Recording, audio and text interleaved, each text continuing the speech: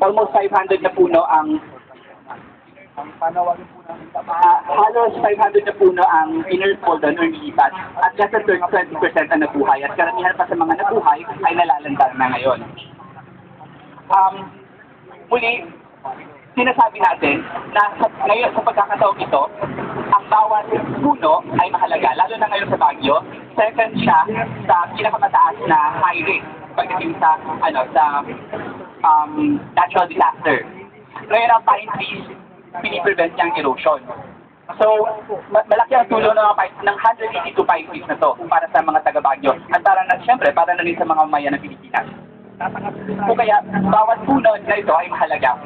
Kung hindi nila para sa kapakanan ng kararami, ang pagputol ng puno ay tiyak na makakadulot ng isang pahamak sa mga tao. Kung kaya kami sa Kalikasan Party List ay nakikita sa mga kabataan ngayon na nakikipaglaban para sa kapakanan ng kalikasan. Dahil ang paglaban sa kalikasan ay paglaban para sa mga karapatan, ito ay laban ng kabataan, ito ay laban natin lahat.